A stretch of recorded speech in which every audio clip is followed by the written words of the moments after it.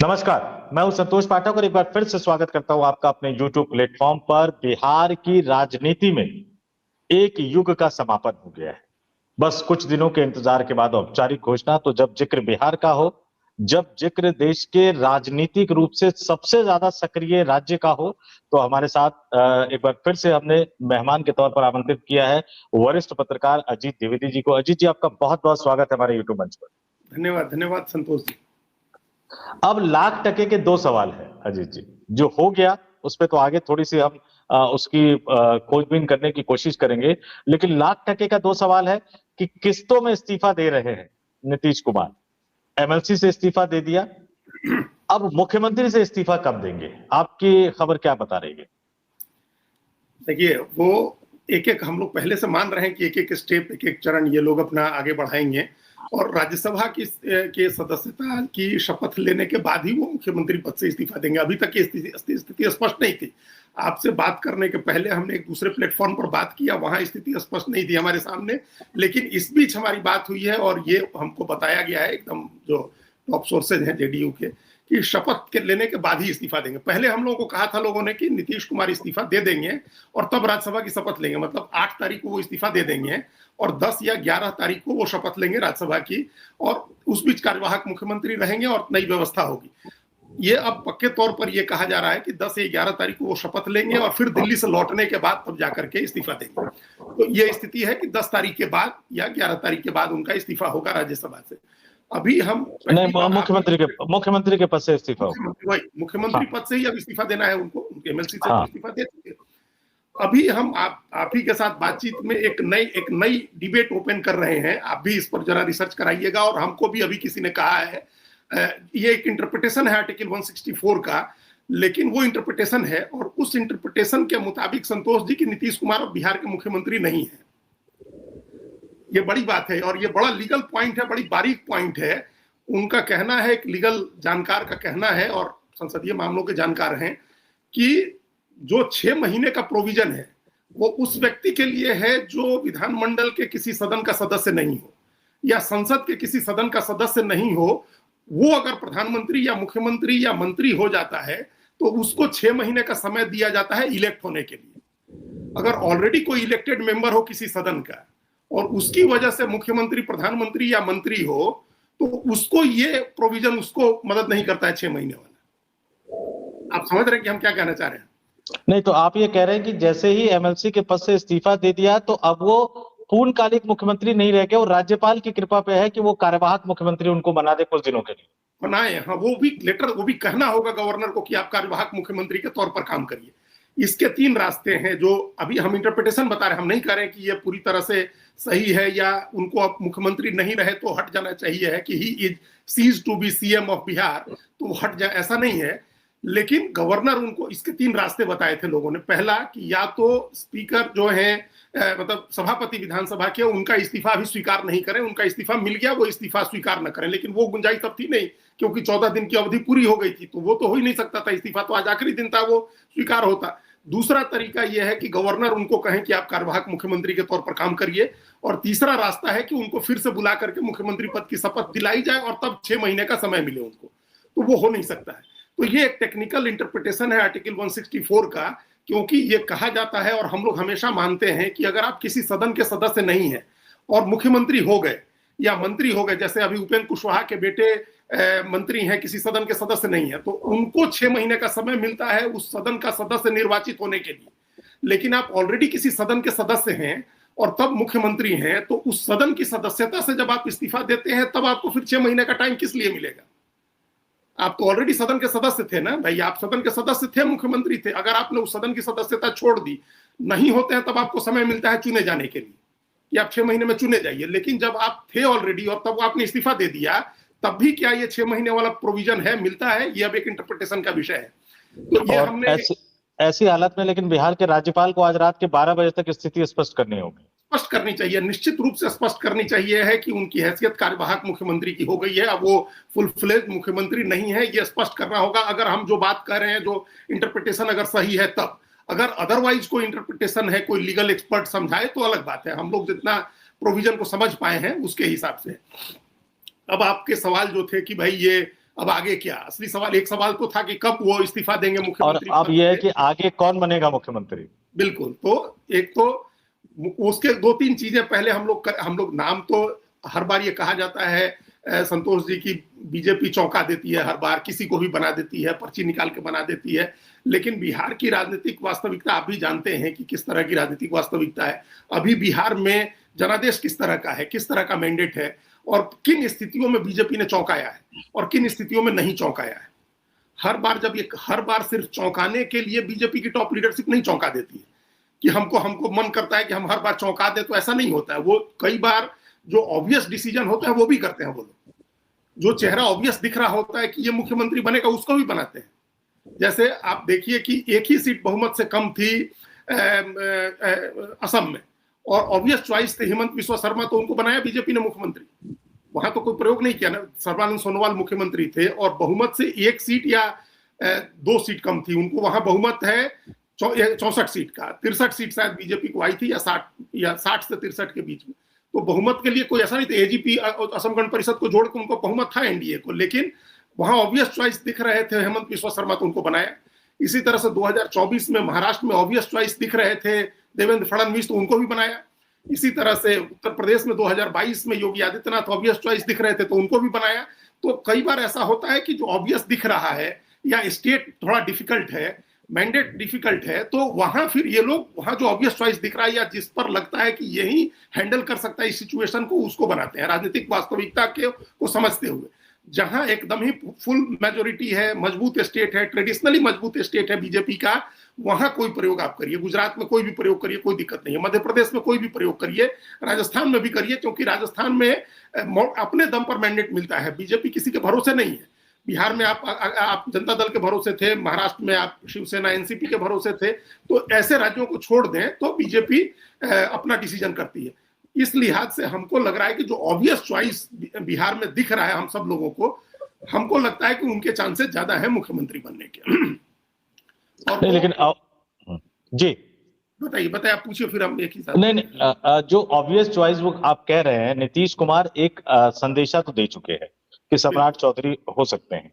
बिहार के राजनीतिक समीकरण में कम से कम, चूंकि भले ही आपने नीतीश कुमार की विदाई कर दी, लेकिन उनके 15 से 20% के वोट बैंक को आप नजरअंदाज नहीं कर सकते। और एक सबसे बड़ी बात है, जब तक बिहार में राष्ट्रीय जनता दल का अस्तित्व बरकरार रहेगा, तब तक बिहार में महिला वोट बैंक एक बड़ी भूमिका निभाएंगे जीत हार में। ये बात भी बिल्कुल तय है।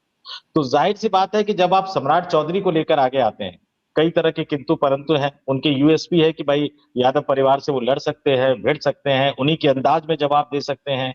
लेकिन क्या उनमें वो क्वालिटी है कि बिहार की आधी आबादी को वो उस तरह से मोह सकते हैं जैसे नीतीश कुमार ने मोह के एक वोट बैंक बना दिया। भारत में महिला राजनीति, वुमेन पॉलिटिक्स की शुरुआत नीतीश कुमार ने की और आगे जाकर तमाम राजनीतिक दल उसको अपनाते हुए नजर आए। क्या सम्राट चौधरी में वो क्षमता है? देखिए, हाँ भाई, पहले ऑब्वियस चॉइस के तौर पर सम्राट चौधरी क्यों इमर्ज किए, ये लगातार हम लोग देखते रहे। और दो चीजें हैं जो हम बार बार कहते हैं, कई जगह हमने कहा कि हमारे यहाँ भोजपुरी में एक कहावत कही जाती है कि जे रोगिया का भावे से वैधा फरमावे, मतलब रोगी को जो पसंद हो वैध वही चीज कह दे उसको। बिल्कुल बिल्कुल। ये बात सम्राट चौधरी के बारे में है। ऐसा लग रहा है कि भारतीय जनता पार्टी को भी वो पसंद है, और उन्हीं का नाम नीतीश कुमार ने भी ले दिया है। भारतीय जनता पार्टी को कैसे पसंद है हम लोग देख रहे हैं। उनको वो दूसरी बार उप मुख्यमंत्री बने। पहली बार जब बने तो वित्त मंत्रालय था, दूसरी बार बने तो उनको गृह मंत्रालय दिया गया। भारतीय जनता पार्टी ने उनको प्रदेश अध्यक्ष बनाया, भारतीय जनता पार्टी ने उनको विधायक दल का नेता बनाया। तो ये सारी चीजें जो है, एक लीडरशिप तैयार की है भारतीय जनता पार्टी ने उनको। आप देखिए, इसके पहले जितने प्रयोग हुए वो प्रयोग सारे कामयाब नहीं रहे। 2015 में नित्यानंद राय का प्रयोग हुआ था, और वो प्रयोग उस समय आपको देखिए, हम तो चुनाव कवर कर रहे थे और ज्यादा इफेक्टिवली, ज्यादा मतलब इन्वॉल्व होकर के कर रहे थे कि नित्यानंद राय प्रदेश अध्यक्ष थे, भूपेंद्र यादव प्रभारी थे, रामकृपाल यादव को केंद्र में मंत्री बनाया गया था। ऐसा लग रहा था कि Bharatiya Janata party Yadav vote bank और यादव पॉलिटिक्स पूरी तरह से लालू यादव के परिवार से छीन लेगी। टिकट भी 15 के चुनाव में बड़ी संख्या में यादव उम्मीदवार उतारे गए थे, लेकिन वो नाकाम रहा, प्रयोग पूरी तरह से फेल हो गया। फिर 20 में जब सरकार बनी तो एक प्रयोग हुआ कि तारकिशोर प्रसाद बनाए गए, वैश्य समाज से आते हैं उप मुख्यमंत्री, और नोनिया समाज से, अति पिछड़ा समाज से आने वाली रेणु देवी बनाई गई उप मुख्यमंत्री। ये दोनों प्रयोग भी फेल हो गए। उसके बाद ये प्रयोग शुरू हुआ सम्राट चौधरी का, और उस प्रयोग के पीछे हमको लगता है एक गणित था, और नीतीश कुमार की भी कहीं ना कहीं इच्छा थी कि गैर यादव पॉलिटिक्स के लिए लौकुश समीकरण कोयरी कुर्मी धानु का जो 9% के करीब वोट है, 10% के करीब, इसको साथ लेके चलना सबसे पहली जरूरत है। तो कोयरी कुर्मी धानुक का प्रयोग था, 9-10% वोट का प्रयोग था, गैर यादव पिछड़ी जाति को की राजनीति करने के लिए यह जरूरी है। इस आधार पर उनको आगे किया गया और उन्होंने अपने को प्रूव किया, कई इश्यूज में कई जगहों पर अपने को प्रूव किया। तो इसलिए वो बीजेपी की पसंद है, बीजेपी ने उनको बड़ा नेता बनाया है। अब किसी को आप इतना बड़ा नेता बनाइए और एकदम से आप उनको डिच कर दे, कहीं ऐसी जगह डाल दे, तो वो अलग चीज है। वो हम नहीं जानते हैं कि वैसी हराकिरी करने वाली सोच होगी बीजेपी में। लेकिन अच्छा, फिर जेडी उनको नीतीश कुमार को क्यों पसंद है? क्योंकि एक तो इसलिए कि उनका जो सामाजिक समीकरण, जिस सामाजिक समीकरण से उन्होंने लालू यादव को चैलेंज किया था, उसको उसी से आते हैं, उसका प्रतिनिधित्व करते हैं वो। और दूसरे एक समाजवादी धारा जो राजनीति में, बिहार की राजनीति में बड़े गहरे तक जिसकी जड़ें जमी हुई है, ये उस धारा से आते हैं, समता पार्टी से आए हुए हैं, समता पार्टी के जमाने से नीतीश कुमार के साथ जुड़े हुए हैं। तो ये जो बाहर वाले या अलग वाले कहने की जो बात है, वो भी आधा ही सच है। मतलब नीतीश कुमार की धारा के ही राजनीतिक नेता है वो भी। तो इस नाते भी नीतीश कुमार को पसंद है, और कहीं ना कहीं नीतीश कुमार को यह लग रहा है कि उनके बेटे की भी राजनीति सम्राट चौधरी के साथ बेहतर ढंग से कोऑर्डिनेट होकर के आगे बढ़ सकती है। चूंकि अगर उनका बेटा इस समीकरण में नेता बन गया, तो जो 3%, 3.5%, 3% कुर्मी और धानु की जो पॉलिटिक्स होगी 3% की, वो साथ साथ बनी, उसकी उपयोगिता बनी रहेगी। आपने जो 15-16% कहा, उसको हम थोड़ा इसमें ले आए कि इस एक ब्रैकेट में ओवरऑल 16% तो है ही, लेकिन उसमें एक 6% का ये ब्रैकेट होगा कुर्मी और धानु का। तो ये जो धानु को अति पिछड़ा में नीतीश कुमार ने डाला है, ऐसे नहीं, नीतीश कुमार ने बड़ी होशियारी से अपने आगे की योजना बहुत पहले बना ली थी। उन्होंने कोयरी कुर्मी को पिछड़ा में रखा और धानु को अति पिछड़ा में रखा। तो जो एनेक्सर 1 की जातियां हैं उसमें भी उन्होंने रखा, उसमें सबसे बड़ी जाति वही है। तो एक दो ही जाति है जिसकी आबादी 2% से ज्यादा है। जो 80 जातियां अति पिछड़े समाज में है और 26% हिंदू अति पिछड़े हैं, उसमें दो ही जातियां जिनकी आबादी 2% से ज्यादा है, उसमें एक धानुक है। तो और उसकी लीडरशिप कोई नहीं इमर्ज हुई है। वो नीतीश कुमार के बेटे के साथ वो राजनीति चल सकती है उस जाति की। तो ये तमाम समीकरण जो है वो इशारा करते हैं कि लौकुश कोयरी कुर्मी धानुक का नेता होगा, और उनको बीजेपी ने चूंकि सम्राट चौधरी को बताया है, इसलिए वो ऑब्वियस चॉइस है। बाकी नाम तो सभी 89 एमएलए का चल गया, संतोष जी, सभी 89, मतलब कोई नहीं बचा है जिसका नाम नहीं चला है। और उसके अलावा भी नाम चल गया है, जैसे एमपी का भी नाम चल रहा है। नित्यानंद राय तो एमपी है, हम तो 89 एमएलए ही कहे, नित्यानंद राय एमपी है, उनका नाम चल रहा है। धर्मशिला गुप्ता राज्यसभा में है, एमपी है, उनका भी नाम चल रहा है। तो ऐसे कई लोगों के नाम ऐसे भी चल रहे हैं जो एमपी है। 89 एमएलए के अलावा भाई स्पीकर साहब हैं प्रेम कुमार जी, कहाँ कहाँ दौड़ लगा रहे हैं। दिल्ली भी आए, अभी दिल्ली से होकर के गए, वो उनका भी नाम चल रहा है। कोई संघ की दौड़ लगा रहा है, कोई गुवाहाटी की दौड़ लगा रहा है, कोई मुंबई की दौड़ लगा रहा है।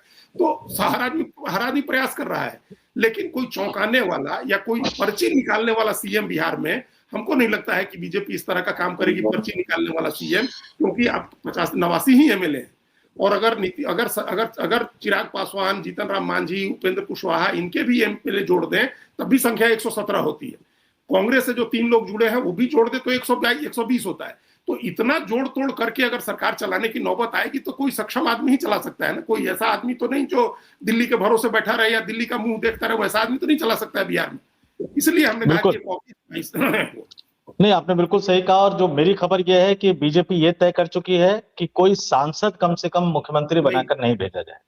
लेकिन एक बड़ी दिलचस्प चीज और निकलकर सामने आ रही है, क्योंकि ये एक ऐसा फेज में बीजेपी चल रही है जिसमें बड़े बदलाव होने वाले हैं।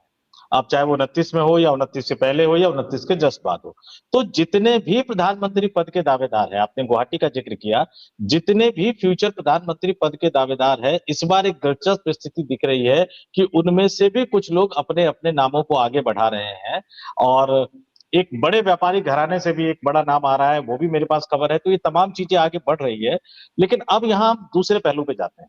आनंद मोहन, हमें याद है कि 90 में मुख्यमंत्री बने, 4 ही साल में नीतीश कुमार का मोह भंग हुआ, 94 का उपचुनाव, आनंद मोहन एक बड़ी छवि बनकर उभरे, अगड़ी जातियों के एक नेता बनकर उभरे। उन्होंने कहा नीतीश की विदाई का मतलब है राष्ट्रीय जनता दल की बिहार में वापसी और भारतीय जनता पार्टी का भी एक तरह से नुकसान होना।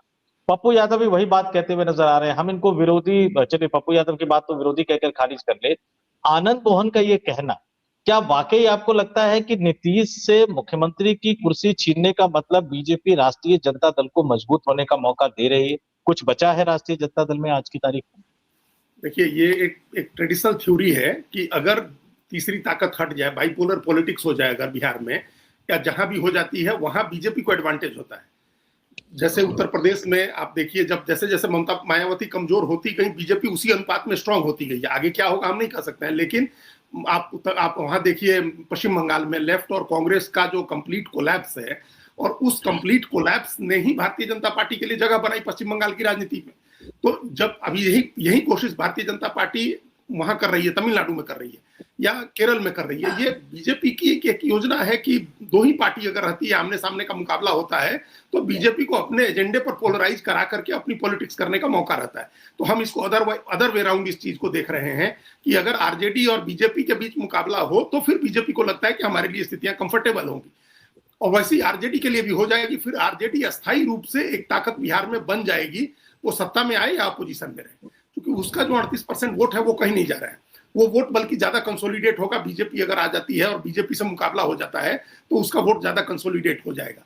तो एक तो ये स्थिति है कि बीजेपी कमजोर नहीं होगी, मतलब बीजेपी अब कहीं हम तो कमजोर होते नहीं देख रहे हैं बीजेपी को, किसी भी स्टेट में नहीं देख रहे हैं लेकिन आरजेडी की वापसी वाली जो बात कही आनंद मोहन ने, वो बात कुछ हद तक ठीक है कि आरजेडी के लिए एक मौका बन गया, क्योंकि नीतीश कुमार आरजेडी के रास्ते की सबसे बड़ी बाधा थे। बिहार में आरजेडी आ जाए, इस रास्ते की सबसे बड़ी बाधा नीतीश कुमार थे। उन्हीं की वजह से जब उन्होंने एक जो नैरेटिव सेट किया था, उस नैरेटिव के कारण एक जो उन्होंने अपने सुशासन से, जो पहले आपका सवाल था उस छूट गया था, उन्होंने एक विमेन कॉन्स्टिट्यूएंसी जो डेवलप की थी 2005 में सरकार में आने के बाद, तो उन्होंने अपनी एक अलग कॉन्स्टिट्यूएंसी बना ली थी। भले 16% वोट आया जब वो अकेले लड़े थे, लेकिन ये वुमेन कॉन्स्टिट्यूएंसी उनकी अपनी थी। उनको अपना, उन्होंने महिलाओं को सबसे पहले लोकल बॉडीज में आरक्षण दिया, देश में कहीं नहीं मिला था तब उन्होंने आरक्षण दिया। अभी भी डोमिसाइल को लेकर के इतना विवाद हुआ, तो डोमिसाइल में भी उन्होंने बिहार की महिलाओं के लिए 35% आरक्षण दिया है।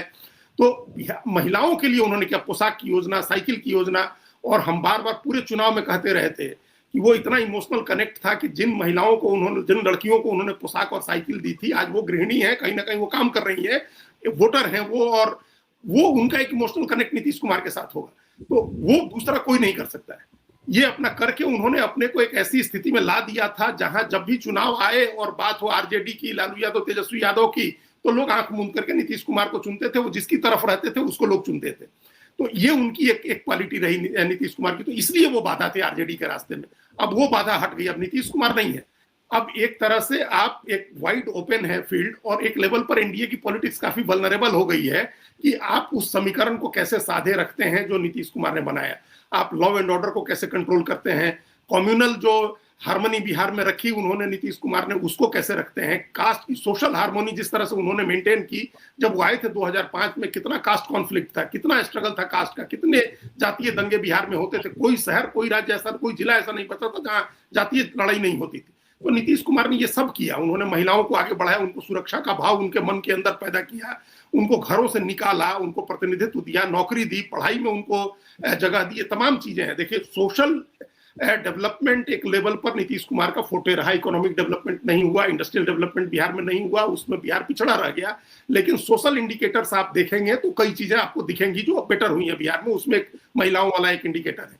तो ये उन्होंने किया था। अब ये बात बीजेपी के सामने एक बड़ी चुनौती होगी, जो भी मुख्यमंत्री बनेगा बीजेपी का, कि आप social harmony, communal harmony, women empowerment, इन सब चीजों को कैसे कंटिन्यू करते हैं, और कैसे उस नैरेटिव को लोगों के दिल दिमाग में जिंदा रखते हैं कि आरजेडी जंगल राज वाली है पार्टी, जिससे खत्म करके, जो जंगल राज खत्म करके हम लोग बिहार को उसे निकाल करके ले आए हैं। ये चैलेंज होगा। लेकिन जैसे जैसे अगर नीतीश कुमार, अभी तो नहीं, अभी कोई संभावना नहीं दिख रही है संतोष जी 2030 के चुनाव तक। भाई 30 के चुनाव तक तो नीतीश कुमार की पार्टी के 85 एमएलए हैं ही ना। अभी तेजस्वी यादव के भी जो 25 एमएलए हैं, उसमें कोई संख्या अभी बढ़ने नहीं जा रही है, वो भी वहीं रहेंगे, ये भी यहीं रहेंगे। और सत्ता की गोंद एक ऐसी गोंद है जो सबको जोड़े रखती है। नीतीश कुमार की पार्टी भी और बीजेपी भी, केंद्र में भी सत्ता है, यहाँ भी सत्ता है, तो सत्ता की गोंद सबको जोड़े रहेगी, कोई कहीं जाएगा नहीं। 30 के चुनाव में चीजें कैसे अनफोल्ड होती हैं, अलायंस कैसे बनता है, क्या उतनी सीटें बीजेपी जेडीयू को देती है, या बीजेपी वो दाव चलती है कि हम ज्यादा से ज्यादा सीट लड़ें ताकि अकेले बहुमत ले आए, तो ये सब चीजें होंगी 30 तक। अभी स्थिति यहीं तक है। अब जैसे निशांत कुमार को आगे ले आ रहे हैं लोग, अगर वो कैपेबिलिटी दिखाते हैं, अभी तो हमको नहीं दिख रही है, लेकिन अगर वो दिखाते हैं अपनी क्षमता, वो दिखाते हैं, उस तरह की राजनीति करते हैं जो अपने पिता वाली राजनीति थी उसको बचा के रखते हैं, तो जेडीयू का भविष्य होगा। नहीं तो जेडीयू का भविष्य नहीं रहेगा, आरजेडी का भविष्य रहेगा भारतीय जनता पार्टी के मुकाबले में। नहीं, एक और बिहार का जो समीकरण, बिहार का जो इतिहास, आजाद भारत की बात मैं कर रहा हूं, जब भी जातीय तनाव पैदा हुआ या जब भी सांप्रदायिक तनाव पैदा हुआ, बिहार के बड़े बड़े जिलों में हिंसा और कई तरह की घटनाएं हुई, उसके बाद निजाम बदल गया। लंबे समय तक कांग्रेस का शासन भी इसीलिए बाहर हुआ था। फिर वहां विकल्प के रूप में विपक्षी दल आए, वो भी इसी वजह से बाहर हुए। लालू यादव के जमाने में क्या हुआ वो तमाम लोग जानते हैं। नीतीश कुमार को उसको रोकने में कामयाबी हासिल हो पाई थी, इसमें कहीं कोई दो राय नहीं। अब जो बीजेपी के मुख्यमंत्री बनेंगे, क्योंकि कई तरह की योजना होती है, कई तरह की नीति होती है, हिंदू मुसलमान अपना एक अलग फैक्टर है। बीजेपी का मुख्यमंत्री बनने के बाद चूंकि नया नया मुख्यमंत्री अपना होगा, तो आरएसएस के तमाम संस्थान जो है वो भी एग्रेसिवली उतरेंगे बिहार में। ऐसे समय में मुख्यमंत्री के सामने जो दो तीन चुनौती, जो कि बीजेपी आलाकमान को भी साधना है, आरएसएस को भी संतुष्ट करना है और नीतीश कुमार जनता दल यूनाइटेड को भी साधना है, और कहीं ना कहीं इस बात पर भी कंट्रोल रखना है कि तेजस्वी यादव बाहर न निकले, मतलब वो और ज्यादा एग्रेसिव होकर बिहार के सड़कों पर न उतर जाए। इन तमाम चीजों को साध पाना कितनी बड़ी चुनौती बिहार के नए मुख्यमंत्री के लिए होगी? एक बड़ी चुनौती होगी, और ये चुनौती तो आपने बताया कि सोशल और पॉलिटिकल जो चैलेंज है, अभी तक जो चल रहे थे नीतीश कुमार, वो एक धारणा पर चल रहे थे, एक परसेप्शन पर चल रहे थे कि सुशासन है, न्याय के साथ विकास है। बीजेपी का जो नया मुख्यमंत्री बनेगा वो इस परसेप्शन पर काम नहीं कर सकता है। उसको सचमुच में बिहार में कुछ विकास करके भी दिखाना होगा। वो चैलेंज भी आप साथ में रखिए। एक तो पॉलिटिकल बड़ा चैलेंज है, सोशल बड़ा चैलेंज है, और एक डेवलपमेंटल बड़ा चैलेंज होगा आपको। आप इस सोशल तमाम इक्वेशन को साधते हुए, लॉ एंड ऑर्डर को कंट्रोल रखते हुए, जातीय और सांप्रदायिक सद्भाव बनाए रखते हुए बिहार में विकास करना होगा, फैक्ट्री लगानी होगी, रोजगार देना होगा, पलायन रोकना होगा। ये सारी चीजें नीतीश कुमार के पास एक्सक्यूजेस थे। वो कभी इधर चले गए, कभी इधर आ गए, कभी अब उनकी उम्र हो गई, ये कहा जाने लगा कि उन्होंने बहुत कुछ किया है, तो वो उस धारणा पर चल रहे थे। नया जो आएगा वो उस धारणा पर नहीं चलेगा, उसको अपनी धारणा खुद ही बनानी होगी, अपनी स्टोरी खुद बनानी होगी। तो ये एक बड़ा चैलेंज होगा। डेवलपमेंट का भी एक चैलेंज होगा। अभी जो आपने कहा ना कि ये जो सांप्रदायिक और सामाजिक तनाव के बाद सत्ता बदल जाती है, ये बात बिल्कुल ठीक है, बदल जाती है। और वहां सामाजिक जो सोशल इक्वेशन की हिस्ट्री है वो बहुत पुरानी है, आजादी के पहले से चली आ रही है सोशल इक्वेशंस की हिस्ट्री, और वो नए नए फॉर्मेशंस होते रहते हैं, जातियां बदलती रहती हैं उन फॉर्मेशंस में। और जेडीयू आरजेडी लगातार कोशिश करती रही है नए समीकरण बनाने की। कामयाबी नहीं हुई वो अलग बात है। जैसे कुशवाहा को जोड़ने का प्रयास किया, लोकसभा चुनाव में कामयाबी मिली, असेंबली इलेक्शंस में नहीं मिली कामयाबी उनको। उन्होंने भूमिहारों को जोड़ने की बात कही, जब भूमाई समीकरण कहा गया कि आरजेडी ने भूमाई समीकरण बना लिया भूमिहार और एमओआई का, तो एमएलसी के एक इलेक्शन में उसको बहुत फायदा मिला जब कार्तिक मास्टर पटना में जीते या सौरभ कुमार बेतिया में जीते, बबलू देव मोतिहारी में हार गए थे, बहुत थोड़े से 173 वोट से हारे थे, तो 5 भूमिहारों को टिकट दिया था। तो वो भूमाई समीकरण बनाने की बात हो या कुशवाहा जोड़ने की बात हो, तो आरजेडी की तरफ से लगातार कोशिश हो रही है। नया मुख्यमंत्री होगा तो ये फील्ड ओपन हो जाएगी। एनडीए वल्नरेबल होगा कास्ट इक्वेशन को बनाने में, क्योंकि नए सिरे से उस कास्ट इक्वेशन को बनाना होगा जो नीतीश कुमार ने इक्वेशन बनाया था, जिसको हम लोग बार बार कोलिशन ऑफ एक्सट्रीम कहते थे कि कोलिशन ऑफ एक्सट्रीम है। नीतीश कुमार ने महादलित बनाया, अत्यंत पिछड़ा बनाया, वो भी उसी समीकरण में है उनके साथ, जिस समीकरण में जो वहां का सबसे मजबूत जाति है वो भी है। और यहां तक कि बीजेपी के साथ है, फिर भी पसमानदा मुसलमान का एक समीकरण बना लिया उन्होंने, वो भी उन्हीं के साथ है। तो ये जो कोलिशन ऑफ एक्सट्रीम था नीतीश कुमार ने जो बनाया था, बाघ और बकरी को एक घाट पर पानी पिलाने का, वो नीतीश कुमार ने किया था। ये आगे का सबसे बड़ा चैलेंज होगा कि इसको कैसे साधेंगे। देखिए, नीतीश कुमार ने अपने रहते अपनी राजनीति का जो मंडल की पॉलिटिक्स है, उस मंडल की पॉलिटिक्स का उत्तराधिकारी तो बनाया था तेजस्वी यादव को।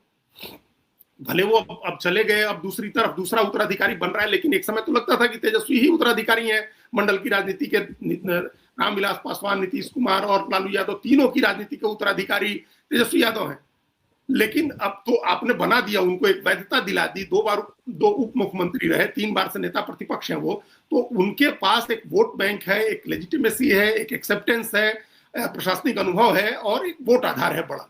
तो वो एक धुरी तो रहेंगे पॉलिटिक्स की, और उनके साथ चैलेंज बड़ा रहेगा। जो इधर से लीड करेगा एनडीए को, उसके सामने बड़ा चैलेंज रहेगा। एक अजीत जी, अब एक आखिरी सवाल जो सबसे बड़ा पूछा जाता है कि भैया उपसभापति का पद तो राज्यसभा का खाली हो गया, अब नीतीश कुमार दिल्ली जाकर करेंगे क्या? और उससे भी एक सवाल, जो भूजा पार्टी कहा जाता है कि भूजा खाने का शौक है, शाम को खाते हैं, मुख्यमंत्री आवास पर दिल्ली में भी आकर खाएंगे, तो दिल्ली में भूजा पार्टी वाले पार्टी में कौन कौन से नेता शामिल होंगे और दिल्ली आकर नीतीश कुमार करेंगे क्या, बनेंगे क्या? देखिए, नीतीश कुमार दिल्ली आके कुछ नहीं बनेंगे, वो राज्यसभा एमपी हैं, वहीं रहेंगे। क्योंकि देखिए, चेंज जो हुआ है संतोष जी, वो विशुद्ध रूप से उनकी सेहत के कारण हुआ है। उनकी मानसिक स्थिति ऐसी नहीं थी कि वो शासन का संचालन कर सके, सरकार चला सके। और ये बात भारतीय जनता पार्टी के लीडरशिप ने जेडीयू को अक्टूबर में कह दी थी, और नवंबर इतना असहज हो जाते थे। ये बात हमको जेडीयू के लोगों ने ही कही कि प्रधानमंत्री इतने असहज हो जाते थे मंच पर, जो नीतीश कुमार करते थे कि कभी हाथ पकड़ लिए, कभी पैर छूने लगे, कभी लोगों से अपील करने लगे। इन बातों से प्रधानमंत्री बहुत असहज होते थे, और इसलिए आप चुनाव में एक या दो सभा ही हुई पूरे चुनाव में, फिर दोनों कभी मंच पर एक साथ नहीं आए थे। तो ये उनकी मानसिक स्थिति को देखते हुए, और जो एक कॉम्प्लेक्स जो पॉलिटिकल एक्टिविटीज होती हैं या गवर्नमेंट जो गवर्नेंस का एक कॉम्प्लेक्स काम होता है, उसको प्रोसेस करने में उनकी अक्षमता को देखते हुए ही बदला गया है। इसलिए उनको कोई दूसरी जिम्मेदारी नहीं मिल सकती है। वो एक राज्यसभा का पद है जिसमें आप कुछ करें न करें, आप ऐसे ही रिटायर हो जाए। बरसों तक लोगों को देखा हमने, आखिरी समय में जॉर्ज फर्नांडिस की क्या स्थिति हो गई थी, और बहुत सारे लोगों को हम लोगों ने देखा। तो उस तरह से वो रहेंगे और रिटायर हो जाएंगे, तो काम कोई जिम्मेदारी तो नहीं मिलेगी। और इसलिए उन्होंने कह दिया है कि दिल्ली आकर के भी वो जितने दिन सदन चलेगा उसी टाइम आएंगे, बाकी टाइम वो बिहार में ही रहेंगे। तो सदन कितने टाइम चलता ही है, 3 महीने का है, 12 महीने में 3 महीने हाउस चलना है, उसी में छुट्टियां भी होती हैं, वीकेंड भी होते हैं, तो वो वहीं रहेंगे। दिल्ली में भी अगर भूजा पार्टी जमाएंगे तो उसके 2 लोग तो अस्थायी रूप से हैं ही दिल्ली में, एमपी, राज्यसभा में, लोकसभा में ललन सिंह और संजय झा तो हैं ही यहाँ। बाकी 2 लोग वहां हैं, विजय चौधरी और अशोक चौधरी। तो अब वहां जाएंगे तो वहां की भूजा पार्टी होगी, यहाँ आएंगे तो यहाँ की रहेगी। तो एक तो ये, अब हालांकि अब वो भूजा पार्टी वाला वो ग्रुप भंग हो गया है। अब जब से जो उनका वो बंद हुआ, नीतीश कुमार का जो जनता दरबार लगाना बंद हुआ, उसके बाद से वो भी बंद हो गया है। इसलिए वो ज्यादा दिन हमको नहीं लगता है कि चलेगा।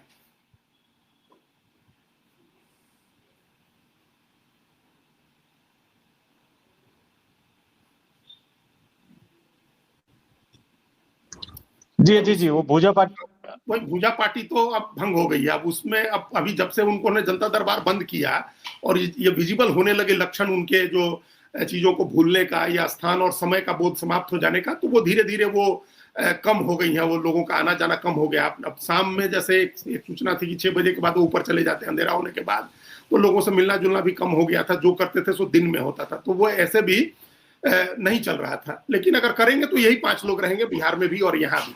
उसमें एक बड़ी खास बात हमको कही संतोष जी, जेडीयू के ही एक व्यक्ति ने, और ये आगे होगा, अभी तो हो सकता है नहीं हो। उसने कहा कि जितने बड़े लोग हैं, जितने पुराने लोग हैं नीतीश कुमार के साथ, अगर निशांत कुमार की लीडरशिप बनानी है तो उन सब लोगों को रिटायर कर देना होगा। अगर आप विजेंद्र यादव को मंत्री बनाते हैं, अगर आप विजय चौधरी को मंत्री बनाते हैं, अगर आप अशोक चौधरी को मंत्री बनाते हैं, अगर आप नरेंद्र नारायण यादव को मंत्री बनाते हैं, अगर आप इन तमाम नेताओं को, जो पुराने नीतीश कुमार के साथ वाले लोग हैं, सबको मंत्री बनाते हैं और निशांत उप मुख्यमंत्री रहते हैं, लीडरशिप नहीं इमर्ज हो पाएगी निशांत कुमार की। ये जेडीयू के लोगों की क्या का एक और बड़ा जेन्युइन कंसर्न है कि अगर उनको स्टैब्लिश होना है, इंडिपेंडेंट अपनी पॉलिटिक्स करनी है, पार्टी भी संभालनी है, सरकार भी संभालनी है, तो फेज वाइज करके या एक ही बार में तमाम पुराने नेताओं को हटाना होगा, तब जाकर के उनकी लीडरशिप। नहीं तो वो उनके शैडो में रह जाएंगे, उनके पैर ही छूते रह जाएंगे, उनको प्रणाम ही करते रह जाएंगे, तो फिर क्या उनकी राजनीति चलेगी। बिल्कुल आपने सही कहा अजीत जी कि पूरी की पूरी जनता दल यूनाइटेड को भी बदलने की जरूरत है। हमारे दर्शकों के साथ इतनी महत्वपूर्ण जानकारी साझा करने के लिए आपका बहुत बहुत धन्यवाद। और हम सबकी नजरें अब इसी पे टिकी हुई है, कौन होगा बिहार का अगला मुख्यमंत्री। धन्यवाद संतोष जी, नमस्कार।